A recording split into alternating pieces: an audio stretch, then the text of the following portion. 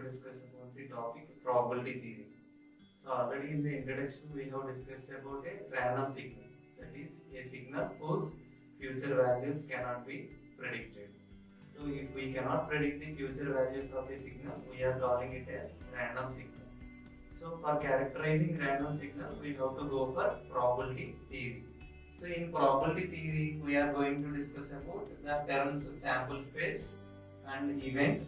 Then we are going to define probability in two ways, and then we are going for one example. So first coming to sample space. So it is set of all the possible outcomes of a random experiment. So for example, I am considering some random experiments here. So first I am taking the example of tossing a coin. So whenever we are tossing a coin, we are getting only two possible outcomes, that is head and tail. So the set of all the possible outcomes, here the possible outcomes are head and tail only. So it is called as sample space. The set of all possible outcomes of a random experiment is called as sample space. Now let us take some more examples. Tossing two coins. So tossing two coins means we can get head on first coin and head on second coin. Head, next head tail, tail head and tail tail. So these are the four possible outcomes. The sample space here comprises of four possible outcomes. Next, rolling a dice. Whenever we roll a dice, we are getting either 1, 2, 3 or 4 or 5 or 6. So here the set of all the possible outcomes are 1, 2, 3, 4, 5, 6, and we are calling it as sample space S. We are denoting sample space by using the capital S. So we can also write the sample space for rolling two dice. So rolling two dice means how many outcomes we are getting. For a single dice we are getting 6 outcomes, 6 power 1. For two dice we are getting 6 power 2 outcomes, that is 36 outcomes. That is from 1, 1. That is on first dice we are getting 1, second dice also we are getting 1.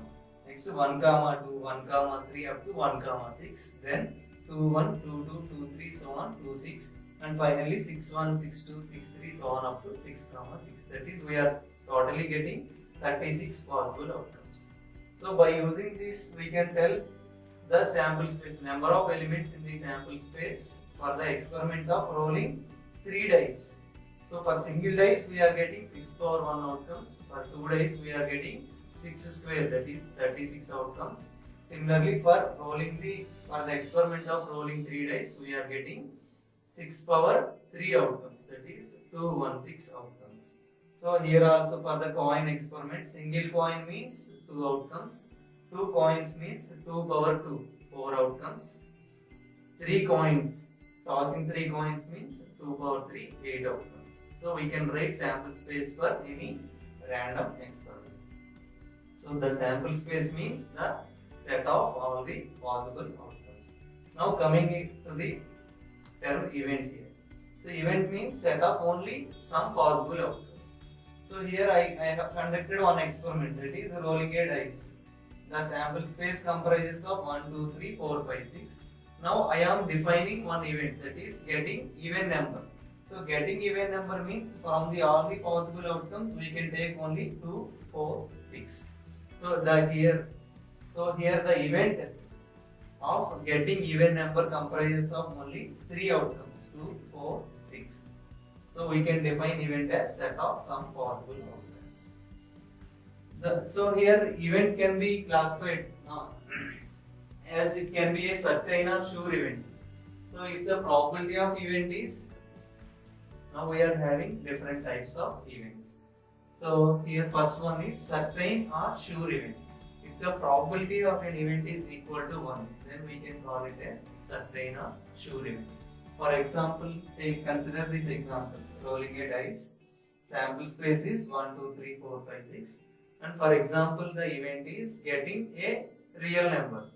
So whenever we are conducting a dice experiment, we always get a real number. So the probability is always equal to 1. Next, coming to second one, the impossible event. So if the probability of an event is equal to 0, then we are calling it as impossible event. For the same experiment, that is rolling a dice, if I consider the event what is the probability of getting a number greater than 10? Then there are no possible outcomes. Then the probability will be 0 and we are calling it as impossible event. Next, whenever we take two events, we can call them as either mutually exclusive events or independent events. So first coming to mutually exclusive events. So here we are considering two events A and B. We can call them as mutually exclusive events if there are no common outcomes. If there are no common outcomes, then the two events are said to be mutually exclusive events. For example, so event A is getting even number. The outcomes are 2, 4, 6. Event B is getting odd numbers. The possible outcomes are 1, 3, 5. So here for event A, outcomes are 2, 4, 6. Event B, outcomes are 1, 3, 5. So there are no common outcomes. We can call these two events A and B as mutually exclusive events.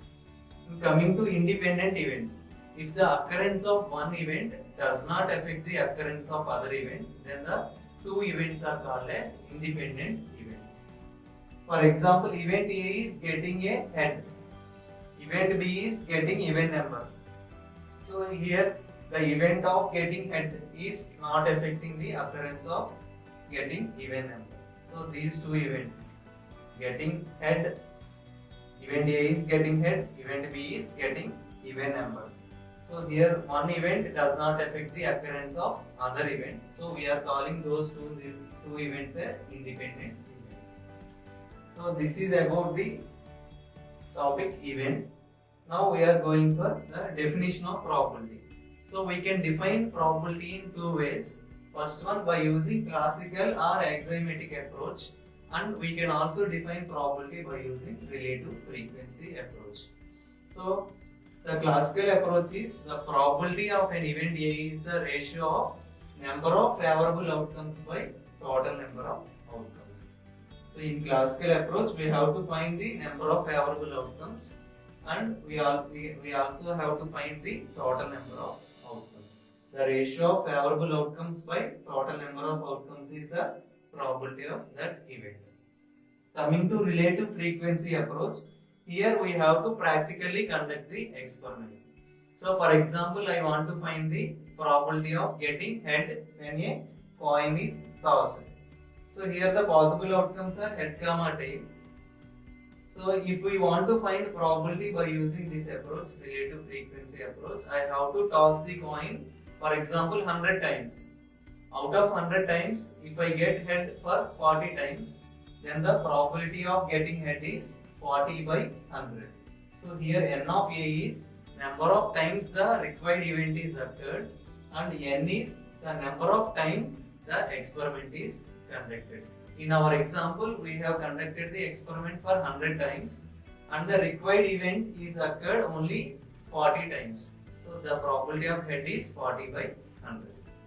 Now let us take one example for calculating probability of an event by using classical approach. So first we have to write the name of experiment. So we are considering here the random experiment of rolling 2 dice. So what is the sample space when 2 dice are rolled? 1, 1, 1, 2, so on up to 6, 6. That is, we are getting total 36 outcomes. Now we have to find the probability that getting same number on 2 dice. Now we have to define this event. The event is getting same number on 2 dice, and then we have to write the favorable outcomes for that event. The favorable outcomes for the event is 1, 1. That is, we have to get same number on 2 dice. 1, 1, 2, 2, 3, 3, 4, 4, 5, 5, and 6, 6. Now we have to write the definition of probability by using classical approach. That is, the probability of an event A is number of favorable outcomes by total number of outcomes. So for this example, the number of favorable outcomes are 6 and total number of outcomes, that is the sample space, comprises of 36 outcomes. So probability is 6 by 36, that is 1 by 6. So in this lecture we have discussed about what is sample space, what is event,